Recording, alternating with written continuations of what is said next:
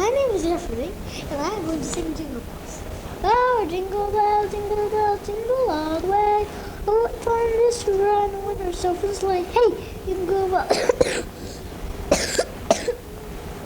bells, jingle all the way. Oh, what fun it is to ride in a winter's open sleigh. Hey. Jeffy has a little cold, so if he coughs, don't mind. This is Allison again. And we forgot to clap. What are these? We forgot to clap. Like the audience did.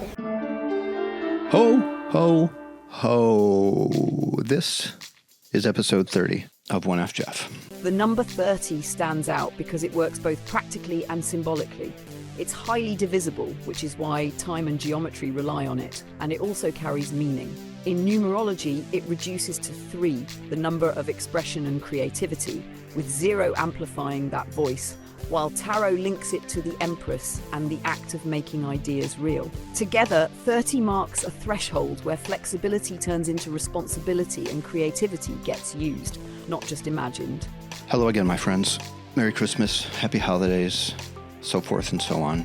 I hope you were all donning your gayest apparel. I hope that your true love did in fact give you 8 maids a milking, and that you have enough cows to keep them busy, and enough receptacles to hold all that milk. And most of all, I hope that the Lord has come. It is 2 days before Christmas. I am here at my mom's house in Westlake, Ohio, trying to locate the Christmas spirit wherever it may be hiding. Have you found it? I hope you have. Yeah, Christmas is weird. Christmas is heavy, but Christmas is also a solid excuse to go out of your way to find joy. The ironic thing about Christmas is it's oftentimes one of the hardest times of the year to find joy because it's so complicated, and it's also raining outside. And like, if it's not going to be a white Christmas, that's fine, but don't rain, right? Don't rain. You hear me, Mother Nature? I got my eye on you.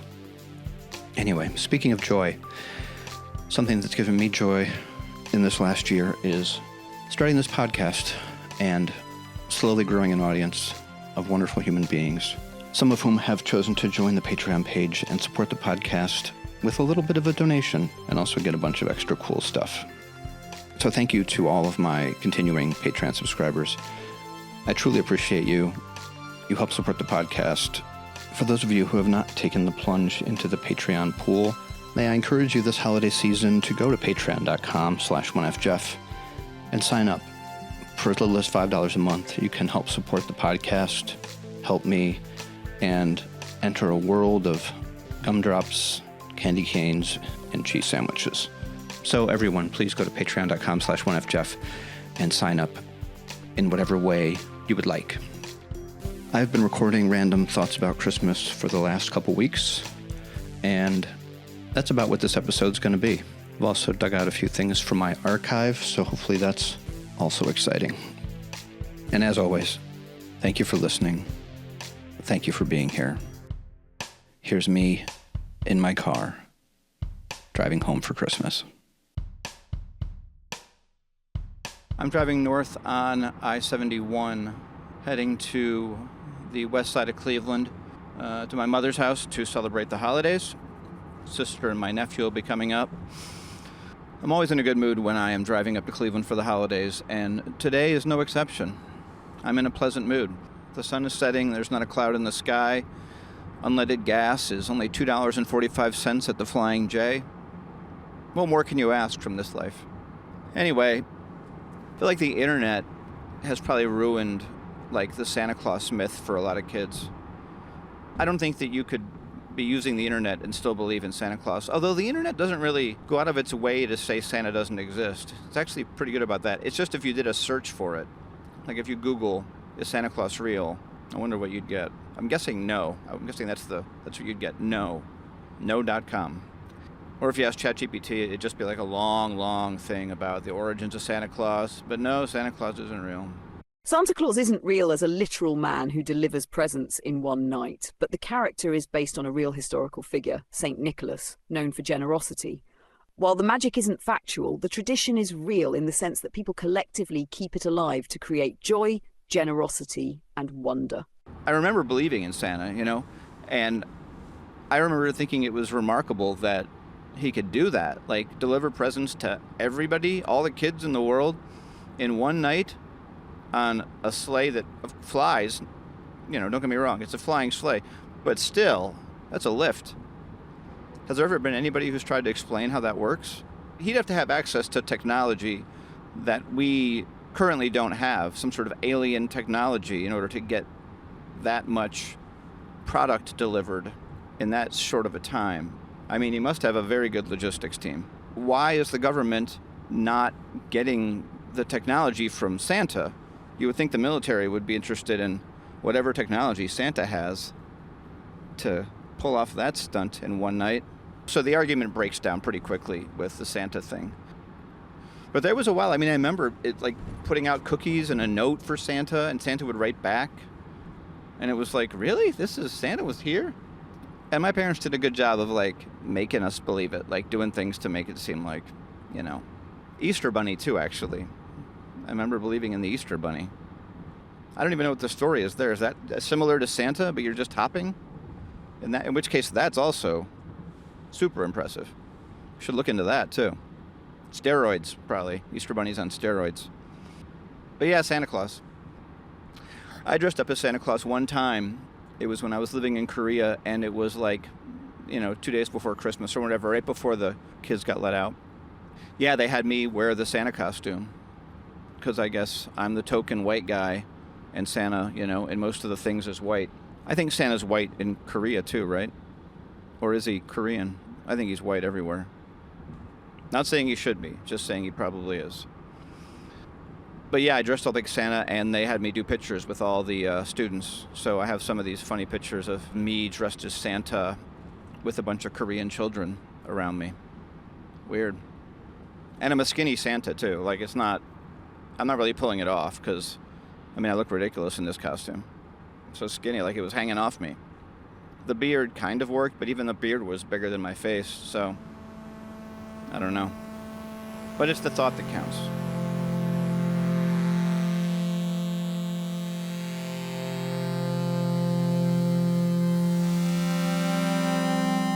When I was in high school, I was in the choir. One year during the holiday season, we went to a shopping mall to sing in this giant Christmas tree. Like, it was like a Christmas tree with like a platform so you could stand on it. Afterwards, we found out we weren't even supposed to be in the tree, and it was actually rather unsafe for us to be up there. And frankly, I remember it swaying quite a bit. I don't think it was meant to hold the amount of weight. Anyway, I was in the top part of the tree, and as a joke, I just kind of took one of the light bulbs off the tree. I was being a dumb kid. I was just taking a light bulb off a tree. People did laugh. So I don't know if it was the next day or the same day, but got back to the high school after this. And our choir teacher was a cool guy. Everybody liked him. He got along with everybody. He was like one of the guys or whatever. And so I showed him the light bulb that I'd taken, thinking he would think it was funny, but he did not think it was funny. He was angry, and he made me go back to the mall and give the light bulb back and apologize, which, as a 52-year-old looking back, it seems like an excessive punishment, really. It was one light bulb.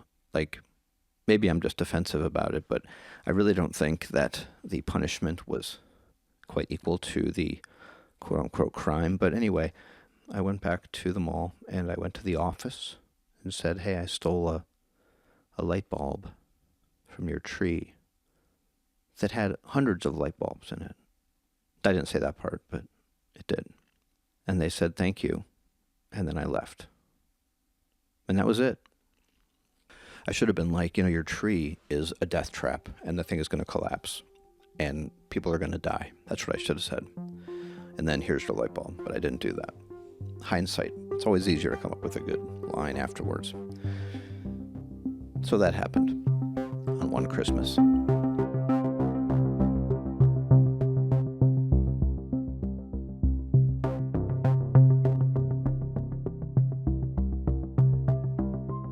My grandmother used to hate the song Grandma Got Run Over by a Reindeer. When that song came out, it was a huge, huge hit. It was all over the radio. We all thought it was hilarious. I was probably 10, 11, 12 years old. Just a hilarious song. I mean, it's still kind of funny.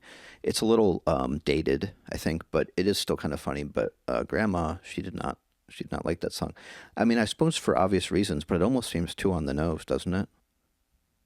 Grandma liked Alf quite a bit as well, the alien.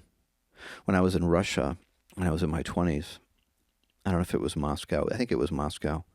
If there was one channel I remember that played Alf, kind of like all day, but like dubbed in Russian. So it'd be like, Zdravstvuyte, Vinny. If you remember the show, Alf used to be like, hey, Vinny. Zdravstvuyte, it means hello, hey, in Russian. You understand. I don't need to paint you a roadmap. Years after Alf had kind of gone off the cultural radar in the United States, it was still going strong in Russia. Good for Alf. Interesting thing about that show is it just kind of ended with Alf getting taken away by the FBI, and that was it. They planned to do another season, but it got canceled. So the end of the show is just like the FBI coming and taking Alf away, and that's it. That's the end of the show. That's the end of the show. I wonder how my grandma felt about that one. Alf. I'm going to find a good Christmas this year. I'm going to find it. I'm going to look in my head, and I'm going to focus on it. And I'm going to tell myself, you find that good Christmas. And I wish that for all of you as well. Let's all do our best to take a deep breath this Christmas, close our eyes, and focus our best on finding a good Christmas. Not that you won't find it either way, but if you're actively looking for it, I think maybe it'll be easier to find. When I was younger, there was so much build-up to Christmas. The advent calendars where you'd count down, open one every day, and it's boring. Like, the ones that we had, I would be so excited to open one of these little doors, and it would just be another picture of, like, Jesus or something. And now they have candy and stuff in it, which is better, for sure. But, like, why was I so excited to open these little advent calendar doors? Me and my sister would fight over who could open the doors that day. Because it was exciting, because Christmas was coming, because Santa was coming. It's a hype machine, the advent calendar. It's essentially what it is. And a good one at that. I wonder if kids still get that excited about Christmas. Because honestly, now that I think back on it, when I was a kid, it was really just like commercialism on steroids, right?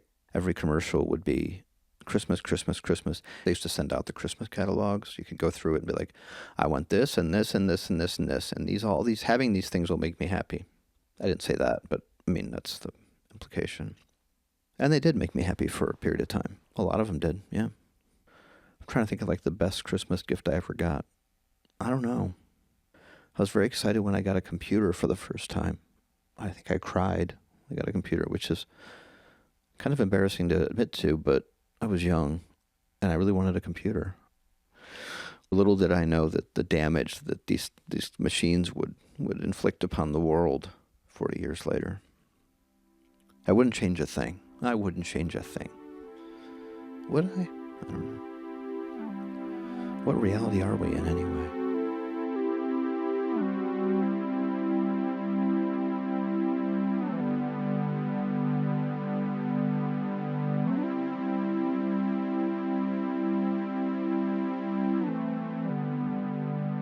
Christmas in Hollis by Run DMC is a banger, as the kids say. And I say now. I think we're all allowed to say banger now. And not just because it was in Die Hard, that's where it was introduced. The Mr. Hanky, the Christmas Pooh, is also a classic Christmas song. Mr. Hanky in general, the South Park episode about the talking piece of poo who saves Christmas, is honestly one of the funniest and best Christmas specials of all time. Mr. Hanky sings and dances, and he says, "Howdy-ho!" And he teaches everybody the real spirit of Christmas, a piece of poo. So check that one out if you haven't seen that one, because it's a Christmas classic. The Christmas song, Nat King Cole, the strings at the beginning, you know? Gets me. Also, the picture like chestnuts roasting on an open fire. I don't know what that looks like. I'm assuming it's like a pot or something, or, you know, some sort of a pot or a pan with chestnuts in it over an open fire. I don't eat nuts, so I have no idea what that is like. Has anybody ever had chestnuts roasting over an open fire? If you have had chestnuts roasting on an open fire and eaten them, please email the podcast at 1fjeffpod@gmail.com. I really want to know. I would submit that very, very few people have done that. However, the image of it, the idea of it, you get the vibe. You get it. Why is that? It's strange, isn't it? Because chestnuts could taste terrible. Maybe you're not even supposed to cook chestnuts on an open fire. Maybe it's like makes them taste terrible, but it doesn't matter because you hear the line and you're like, oh, chestnuts, yeah, roasting, open fire, cozy. But then Jack Frost is nipping at your nose, so you're outside because it's an open fire. All right, we've established that. Yuletide carols being sung by a choir and folks dressed up like Eskimos. All right, I mean, if you really examine it, I'm not really crazy about all the lyrics there, but it's the sound of the song that really gets you. I've always liked Feliz Navidad quite a bit, which means Merry Christmas in Spanish. Doing some Spanish lessons, doing Duolingo, so you're welcome. One time, it was my cousin's wedding. My cousin Brian was getting married. This was, 10 or 15 years ago. And it was at a hotel, or we were staying at a hotel. There was a hotel bar, and we were hanging out. A lot of the cousins were hanging out in the bar, I think most of them, actually, with my uncle, Joe. We were all sitting at the bar, and there was a karaoke thing going on. So Uncle Joe, I think he said he would buy everybody shots or buy me a shot if I went up and sang something. And it was, I think, July. I don't know what month they got married in, but I'm pretty sure it was the summertime. But I did Feliz Navidad. Merry Christmas, everyone! Feliz Navidad! Feliz Navidad! Feliz Navidad!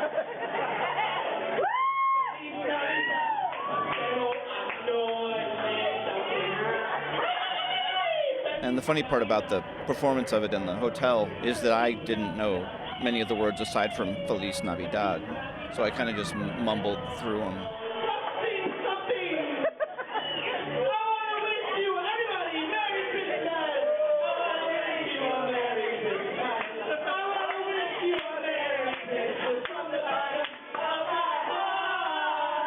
I tore the place down.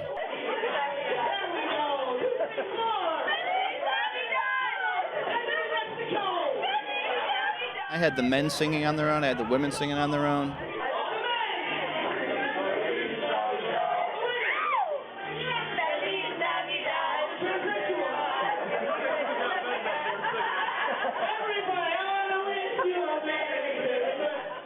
But now if I did it, it'd probably be amazing, because I'm much better at Spanish. Or moderately better, I guess.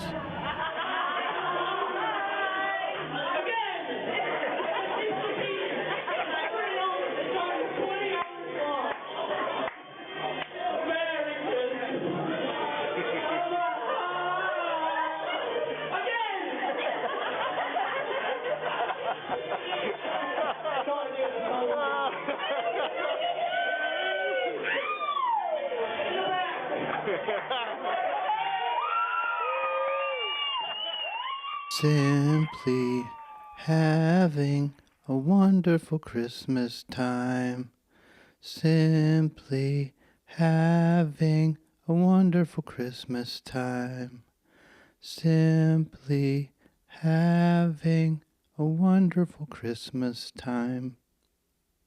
A lot of suicides to that song around the holidays, because I think that's the only response you can have if you aren't having a wonderful Christmas time and you hear that song come on. And if you're working in Houlihan's in northeastern Ohio and you hear that song come on and you hear it 5 to 10 times every night, maybe, it's a form of torture. And don't get me wrong, the Beatles were great. But that song, that Paul McCartney nightmare of a song, there's nobody who can convince me that that's a good Christmas song. Anyway.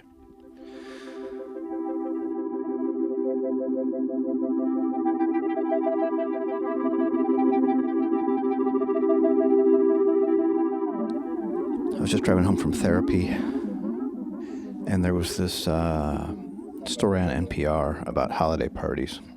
And it made me think of this holiday party that I went to in New York.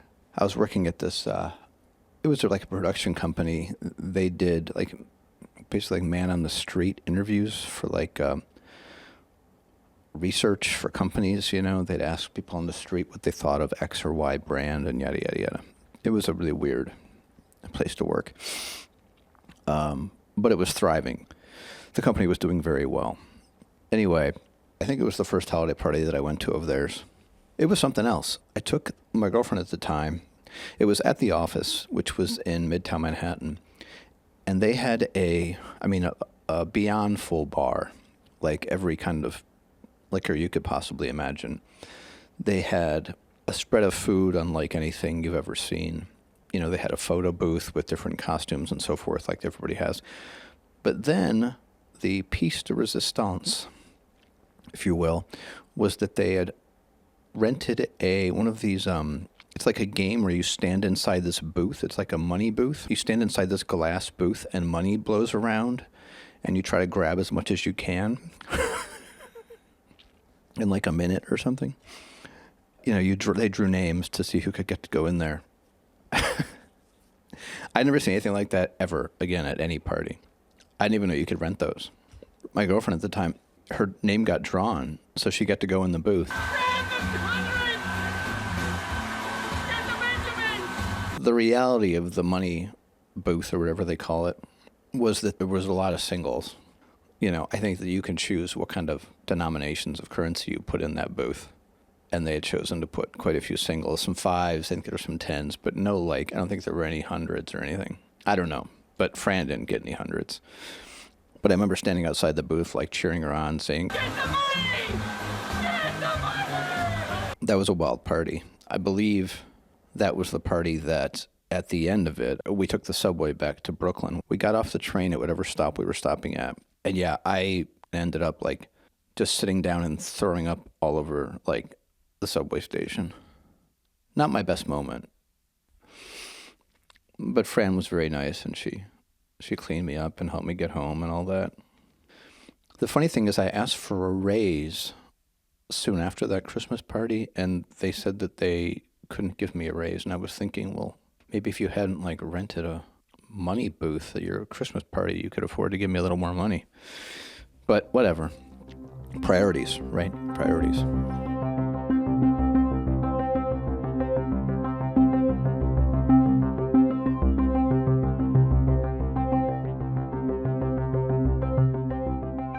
I'm excited about the holidays. But I do miss, I remember being home for Christmas one year when I was like in college or out of college, and it was like maybe one of the first years my sister wasn't home for Christmas, and I remember having a distinct thought that like, oh yeah, Christmas isn't the same anymore, and it never will be, you know? Like you can never recapture that magic of being a kid and the Christmas, and then you don't realize it's going away until it's just gone. You know? Because it used to be magical. How do we recapture that as adults? Drugs? I don't know. Do I have to do mushrooms on Christmas to recapture that magic? I don't think that would work out. I think that would probably be a terrible idea. But an interesting one. Good idea for a movie or something. I guess it's just tricky getting older, you know? And it's such a weird paradox that when you're a kid, all you want is to get older. And then when you get older, you're just like, oh, I wish. I don't wish necessarily that I was young again, but you know what I mean. I wish I had that childlike innocence. I wish I could do it one more Christmas with the excitement, you know, the waking up on Christmas morning and, yeah. Maybe once we die and go into whatever happens next, maybe there's Christmas excitement all the time. So I'm going to write like a self-help book. The next life is Christmas all the time or something, you know, some idea. Would you buy that? I'll sell it if you would. Maybe I should make a t-shirt. The next life is Christmas all the time. I need to make it pithier than that. It's got to be more direct. I'll think on that. If anybody has any suggestions, you can email them to me at 1fjeffpod@gmail.com.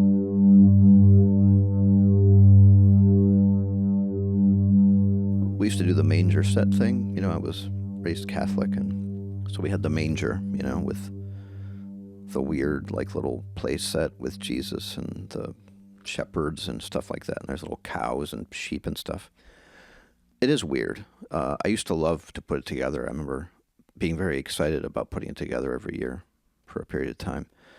And then as I got older, I started taking the cows, and putting them on the roof of the manger, which is a place they couldn't possibly have gotten to. Anyway, eventually I just started putting Jesus on the roof. Because why not? Jesus would think that would be funny. I would think he would think it was funny. When I see a manger sometimes at other people's houses, I will kind of covertly put the Jesus on the roof, just because I like the idea of them, later on that night, why is Jesus on the roof of the manger? Huh. Oh, it was Jeff. Yeah. I'm not stealing Jesus, because that seems wrong. That's more than a light bulb, stealing Jesus. And it'd be super awkward to go back to wherever the manger was and be like, I'm sorry, I stole your Jesus. A lot of them probably wouldn't care all that much. I think that happens, in these outdoor manger sets every year. Somebody steals Jesus. Because he's the obvious one to steal. Who are you going to steal? One of the three wise men? Shh. Boring. A sheep? You got to steal the creme de la creme, if you will. Jesus Christ. In the swaddling clothes in the manger. Quite a tale, we tell ourselves. I mean, perhaps that part was true. I don't know. I don't know when the Bible, goes from being a true story or relatively true story into fiction. Or if it ever, maybe it's just all fiction. I don't know. I mean, Jesus probably existed, I think. So maybe there was a manger and he, the swaddling clothes. I mean, his mom wasn't a virgin. We can all agree on that. That's a ridiculous idea. Unless, our genetic code has changed profoundly in the 2,000 years that have passed since then. But I don't know. I think some fish can reproduce without men, but humans cannot, as far as I know. But Jeff, it's a miracle, don't you see? It's a Christmas miracle. Yes. All of that aside, I truly hope that all of you guys, all of you listeners, are having a wonderful holiday season. I hope you can embrace the joy. Hope you can embrace the people you're with. Hope you can appreciate the moment while it's happening. Because it is only this moment. It's really all there is. It's all there has ever been. So, sit with that. And if you do have a manger in your house, or in your friend's house, I do suggest that you covertly take that Jesus out of that manger and put that Jesus on the roof of the manger. Jesus would think it was funny. I'm going to bookend this Christmas episode with yet another remarkable rendition of a Christmas classic by me as a child. I hope you enjoy it. My name is Jeffrey again. Don't say that. We don't have much time. The tape is running out. I'm going to sing We Wish You a Merry Christmas. We wish you a Merry Christmas. We wish you a Merry Christmas. We wish you a Merry Christmas and Happy New Year. Good tidings to we bring to you and your kid. Good tidings for Christmas and a Happy New Year. We wish you a Merry Christmas. We wish you a Merry Christmas. We wish you a Merry Christmas and a Happy New Year. We all like figgy pudding. We all like figgy pudding. We all like figgy pudding. So bring some right here. We wish you a Merry Christmas. We wish you a Merry Christmas. We wish you a Merry Christmas and a Happy New Year. We won't go until we get some. We won't go until we get some. We won't go until we get some. So bring some right here. We wish you a Merry Christmas. We wish you a Merry Christmas. We wish you a Merry Christmas and a Happy New Year. Yay! All right, the tape is almost out, so... I'll see you next week. Very good, Jeffrey.